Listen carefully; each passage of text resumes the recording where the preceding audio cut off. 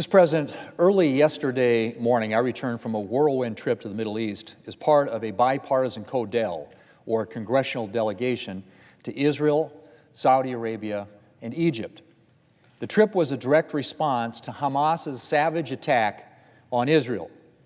The CODEL, led by my friend Senator Lindsey Graham, brought together 10 senators from both parties to show the United States support for Israel and to demonstrate U.S. commitment to protecting our now threatened national interest in the region. Our message was united. The United States stands with Israel. Iran is on notice, and it must stand down. And we need to get hostages freed and Americans out of harm's way. We are committed to seeing Hamas defeated so that a new chapter of prosperity for Israel and its Arab neighbors can begin, of which normalized relations between Israel and Saudi Arabia would be a keystone. Our engagements on the ground included frank and candid discussions with heads of state, Prime Minister Netanyahu, and our U.S. Embassy teams on the ground. Our day in Tel Aviv began with meeting the families of hostages being held in Gaza, including Americans who shared their painful stories.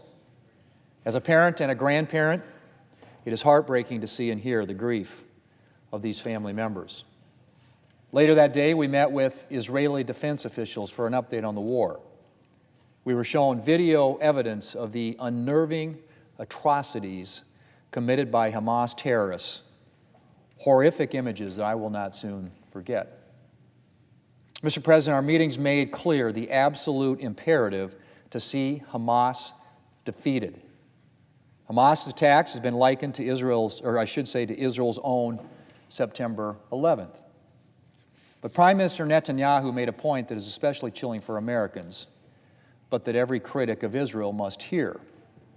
He pointed out that on 9/11, our enemy was thousands of miles away.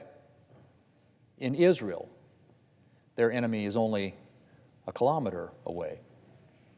Mr. President, for more than 15 years, Israel's had to live every day with a terrorist organization on its border, whose sole mission in life is to kill Jews and to wipe Israel off the face of the earth. And during that time, Hamas has loomed as a persistent threat to Israel, attacking, kidnapping, and killing Israelis. But the barbarism and brutality Hamas displayed in its October 7th attacks took its evil to new heights. And now Israel knows what it has to do. It has to wipe Hamas off the face of the earth. For the Israelis, this is existential. Israel's cause is just, and its resolve is firm. And it should have every peace-loving nation in the world on its side. Now, how Israel goes about that mission matters. And it needs to be done in a way that minimizes civilian casualties. The Palestinians living in Gaza are also victims of Hamas's reign of terror. Hamas has made it clear that the only value it places on the lives of Palestinians is to use them as fodder to direct attention away from its atrocities and to try and turn public sentiment, especially in Western media and the Arab street, against Israel. Case in point, Hamas's disproven claim that Israel struck a hospital which sparked protests and riots in a number of countries. Israelis know that there are innocent Palestinians trapped in this fight and that civilian casualties and a humanitarian crisis could drive more Palestinians toward extremism. That's why Israel is taking measures to protect innocents in Gaza, although its efforts are being undermined by Hamas, which has discouraged Palestinians from complying with Israel's evacuation order. The U.S. and other peace-loving nations in the region and beyond need to give Israel space to take the fight to and eradicate Hamas. Because if Hamas and its reign of terror is allowed to continue, no nation in the region or beyond will be able to live in peace and security. Mr. President, it really is that simple. And one final but important point. Hamas might claim to represent Palestinians, but its violent actions do nothing to benefit the Palestinian people.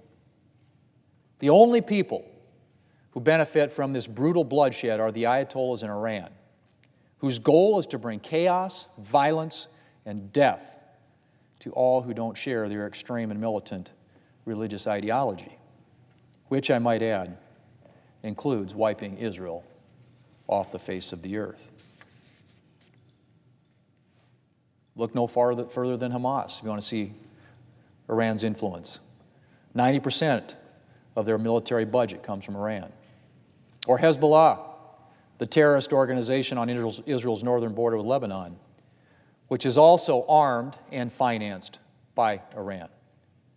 Then there are the Houthis in Yemen, who in the aftermath of October 7th fired missiles and drones headed for Israel, again likely at the direction of Iran. The Shia militias, who are attacking American soldiers in Iraq and Syria.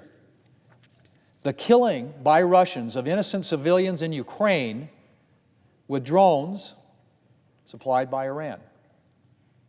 Through its proxies, Iran is literally getting away with murder.